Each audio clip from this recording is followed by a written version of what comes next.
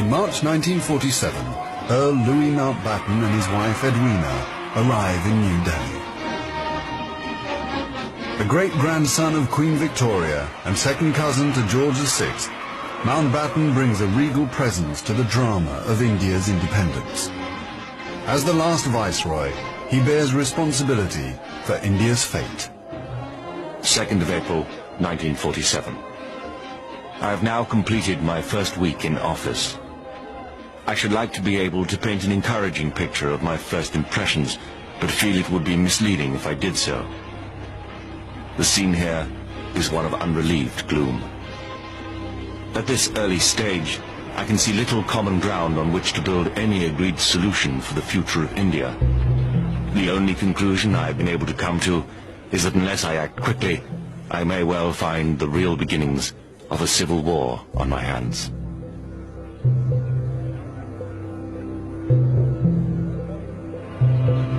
By May, attempts to create a unified India have failed. Gandhi retreats from political life. Muhammad Ali Jinnah, leader of the Muslim League, and Jawaharlal Nehru of the Indian National Congress concede to divide India. Fearing a total loss of control, Mountbatten brings forward the transfer of power to August.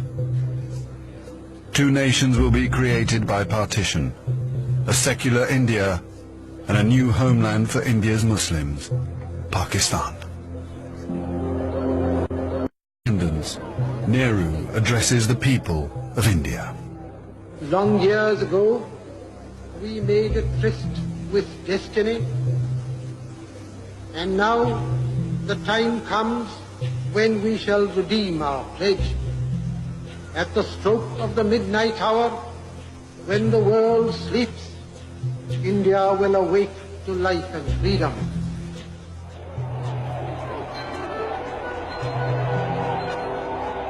The 15th of August, 1947, the British Empire in India has come to an end. The last viceroy, Louis Mountbatten. The flag raising and the salute were done amid scenes of the most fantastic rejoicing. And as the flag broke, a brilliant rainbow appeared in the sky, which was taken by the crowd as a good omen.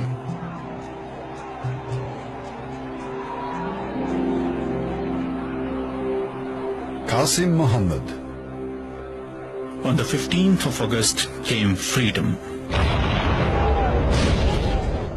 The freedom to burn, loot and murder. While Delhi and Karachi were celebrating, central Punjab was burning.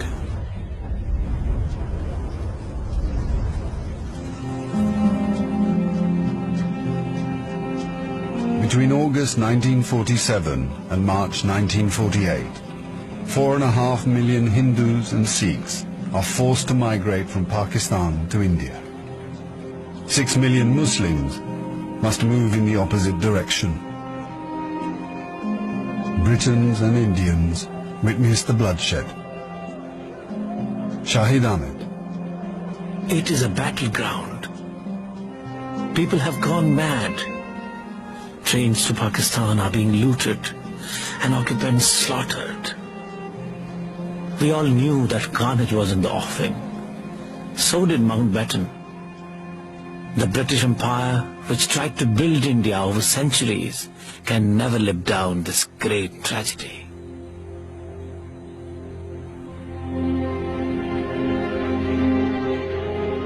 Lieutenant Colonel Hubert Boyd Hudson. The sight from the air was awe-inspiring. In this chaos, millions of refugees were struggling to get to India or Pakistan.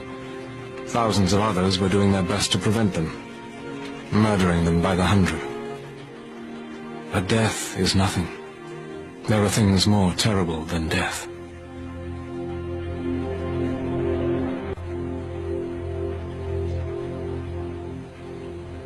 Ten million people are displaced in the partition of India. 1 million are dead.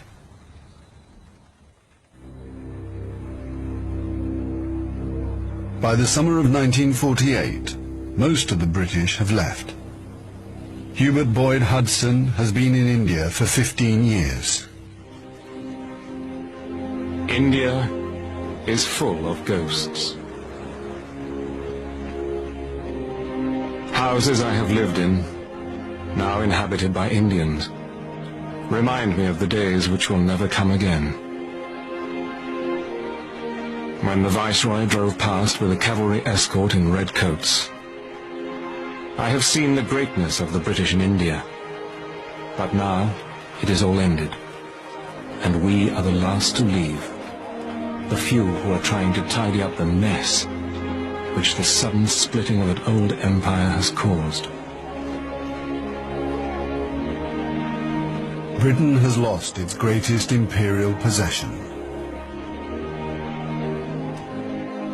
Mahatma Gandhi once said that if India became free, the rest of the empire would follow. In the next 10 years, the fire of India's independence will spread around the globe, from the Middle East to Africa.